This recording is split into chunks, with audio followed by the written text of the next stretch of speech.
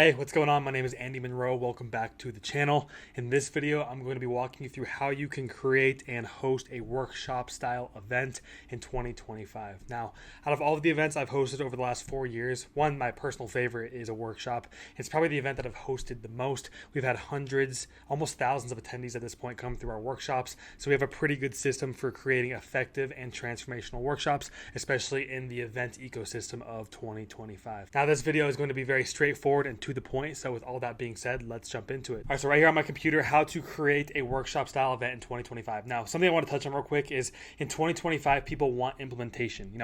Information isn't as scarce as it once was. And with how easily accessible AI is, with how many creators are online, you can definitely find a lot of information online, but people still they will always need help with the implementation. So actually implementing something into their business, into their life, into their world, their current situation. So that's why I love workshop style events so much, is that they really focus on implementation, whereas a conference or a summit is very content focused, very speaker focused. Those events are still effective in their own way, but workshops are a great event for actually getting results for your attendees. Now, step number 0, I added this in kind of last minute because I already had step number 1 built out, but step number 0 is deciding on your workshop style. So the first style of workshop is a acquisition/enrollment workshop, which maybe this is more of objective, but you really need to determine what you want to get out of your workshop. So is your workshop going to deliver a bunch of value to your attendees? Obviously deliver a transformational experience for them. And then are you going to give them an opportunity to work with you further, which is an enrollment or an acquisition workshop? You're acquiring clients and enrolling clients into your business.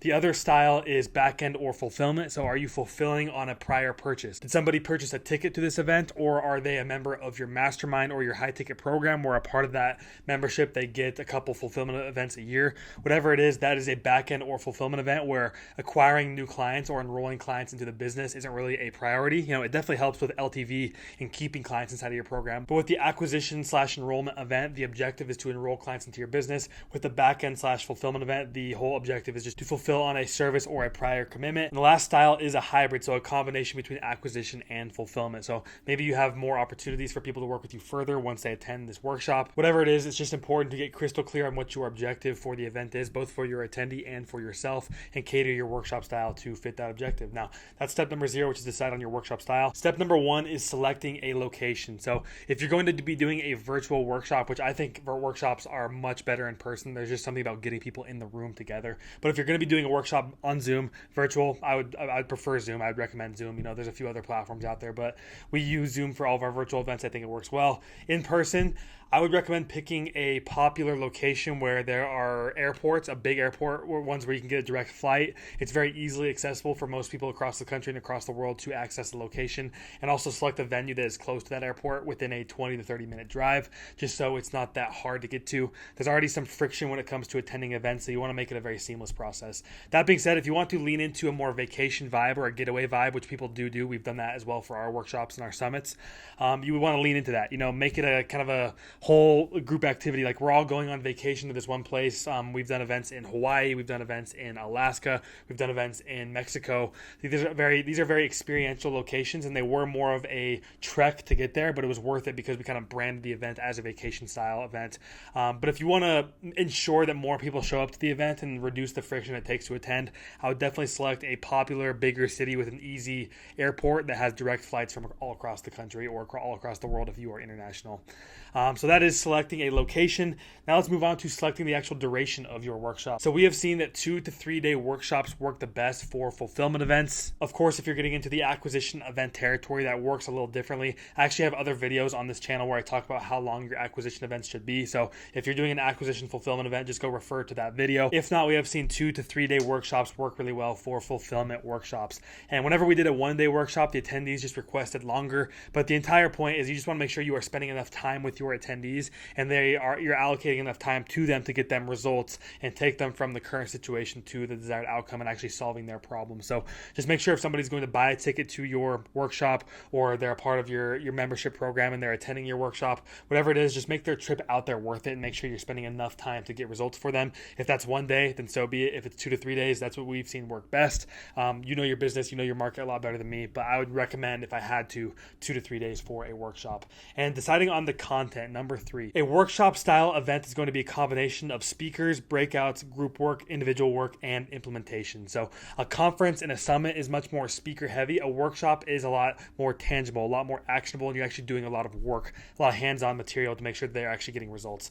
I would always say don't just teach at workshops. That's, like I said, for conferences and for summits. What I like to follow is teach, reinforce, implement. So if you're going to have a speaker get up on stage and talk about something, or maybe you are the host, you're the facilitator, you're going to introduce a concept, you're going to give a speech, do some teaching. After you do some teaching, you want to do some sort of reinforcement activity. So whether it's group work, individual work, something like that, you want to make sure that they are reinforcing the information they just learned into their minds. It could even be as simple as taking 5 to 10 minutes to do a thought practice or an exercise or an activity. Whatever it is, you want to be reinforcing the material that you are teaching with an activity. And then if you can, also add in an additional activity for implementation. So maybe you are teaching something up on stage, you have them take notes or complete an activity on their own, and then you have them work in a group and figure out how they're going to implement this into their life or their business. Whatever it is, you want to follow this framework of teach, reinforce, implement. Teach, reinforce, implement. You don't want your workshop to be speaker heavy or content heavy, just because that's going to blend in with any other event out there, and that's not really going to get results for your attendees.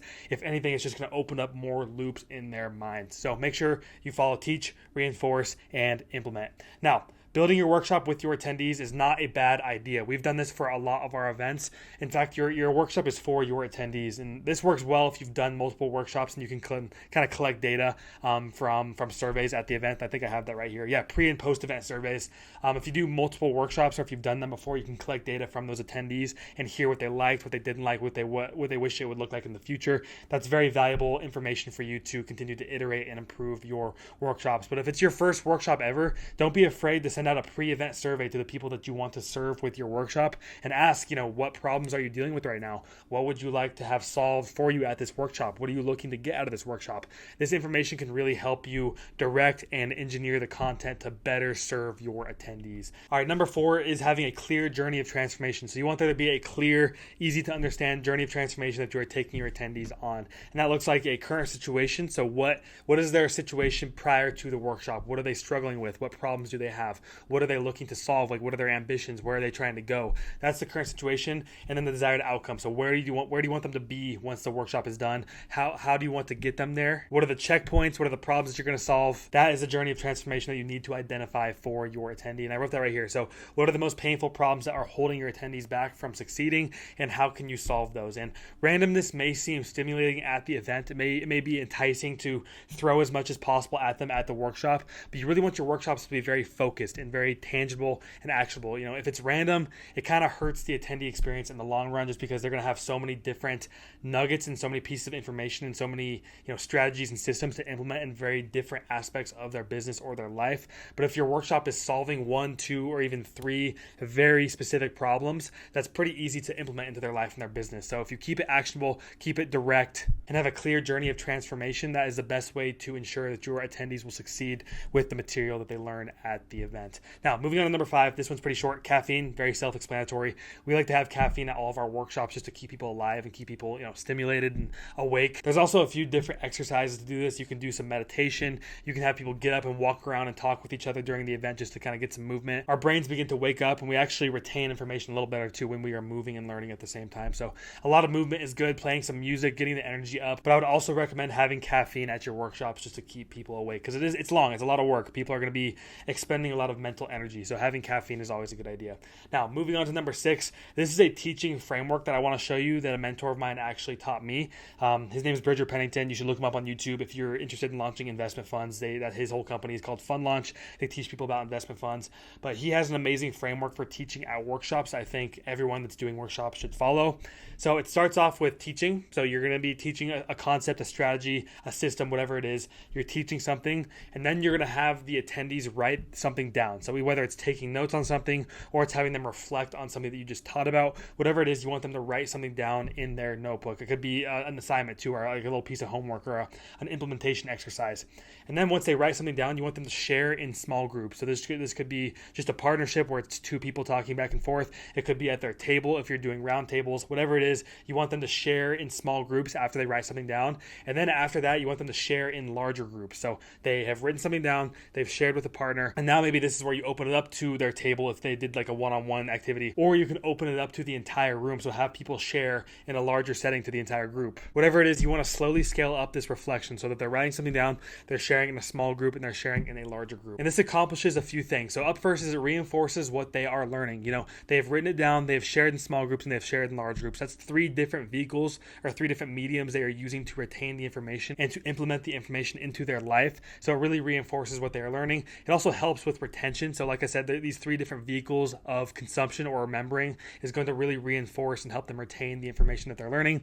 Also, people view the event as more valuable when they get to speak and interact. When you go to a conference or a summit and you're just listening the entire time, there's kind of like a wall between the content and the speakers and the attendee. But at a workshop, you want it to be very immersive and active, and that's actually more valuable in the eyes of the attendee. People love to talk and people love to engage. It's part of our egos. We like to, it kind of strokes our ego when we get a chance to share to a group or share with a partner, and it gives us a kind of a spotlight moment. So people will view your event as more valuable when you give them a chance to speak. All right, step number 7 is you want to have facilitated networking. So the standard networking events that happen at events are only catered towards a small portion of the room, which is extroverts. Some people just thrive in the environment where they can go up and they can shake somebody's hand or go introduce themselves to a stranger or go butt themselves into a conversation. Like, some people thrive in that atmosphere. Most people don't. Most people fall in the middle where they are kind of extroverts but also kind of introverts, and there's also a lot of introverts out there as well. So a good way to just cater to everybody is just to have facilitated networking sessions. So facilitate opportunities for all of your attendees to connect. This is very intentional networking, so you're actually giving them prompts, you're making matches, you're having people talk at tables, you're doing like a speed dating activity. Whatever it is, you are matching your attendees together and giving them a platform to network instead of expecting them to do it on their own. So if you're hosting a workshop event, you need to have some sort of networking going on in there because it's very valuable for people to meet each other. Everybody's there for similar reasons. They can meet future business partners, future friends, or they could just learn from each other and solve each other's problems. Whatever it is, networking is extremely valuable, but you want it to be facilitated and intentional so that everybody is getting value out of the networking. So that's number 7. Number 8 is having an MC and a facilitator. So you want somebody that's going to be kind of controlling the flow of the event. They're also going to be helping with the implementation. So they're supposed to really just be reading the room and kind of directing the event, keeping the event on pace, making sure that everything is happening. And also, they're the ones that are going to be helping everybody actually participate in the event and implement the information that they're learning into their businesses and their lives. So an MC of a workshop is really like an MC/facilitator. All right, and the last aspect is reading the energy of the room. So we actually work with an MC for most of our events. His name's Devon Brown. He's amazing. If you want to have an MC for your events, you should look him up in his company. It's just, they're the best MCs that you'll ever find. But he calls himself kind of the master of energy. So he's like reading the energy of the room, kind of guiding the event to kind of flow with the energy of the attendees. So, if the attendees are exhausted and they're kind of checking out, getting them to stand up, move around, meet each other, shake hands, go for a walk, get some movement in. Or if people are really, really excited and they're really engaged in a topic or a conversation, maybe letting it go a little bit over the cutoff time. So whatever it is, the MC should be the one that is reading the energy of the room and making sure that the event is flowing with the energy. All right, number 9, make sure that you record the content of your workshops. Workshop content is so extremely valuable, and we actually have a bunch of workshops that we didn't record, and the information is kind of just like floating around in the ether now, and that is such a bummer because we could have, resold that, we could have put it on YouTube, we could have sent it to the attendees, whatever it is, we could have done something with it. So if you are hosting workshop events, make sure you record them because you will be able to repurpose it in some way, and they will be extremely valuable assets. So make sure you record your workshop content. And finally, the last thing I want to talk about is upselling. So this really only applies to those of you who have the objective of acquisition, like you want to enroll more clients into your business with these workshops, or if you're doing the hybrid event. But designing an offer for your attendees to work with you further is honestly the best way to deliver the most value to them. No matter how valuable and amazing your event is, no matter how deep in the weeds you get, there's going to be more problems that the attendee encounters once they go back into their real lives and start to implement the stuff they learned at the workshop and the stuff that you help them get started on at the workshop. So if you want to best serve them and provide them with the most value, offering them a way to work with you further after the workshop is an amazing way to do that. I know a lot of people feel weird about selling at events, but I actually believe that you're underselling your attendees if you don't offer them a way to work with you further after the event. So if you're having a workshop and you want to enroll clients into your offer, into your business, into your services, make sure you have an offer and an upsell avenue for them to pursue. All right, that's all I got for this video. Those were the 10 components and aspects that we incorporate into our workshops to make them successful in 2025. And I'm confident that if you implement these into your workshops, you will see the same success. If you're a coach, consultant, or community owner that is currently hosting events but just not seeing the results that you want, or you're looking to start hosting events but you just don't know where to start, make sure you click the link down below in our description. And finally, if you could like this video and subscribe to our channel, I'd really appreciate it. Thank you so much for watching, and I'll see you in the next video.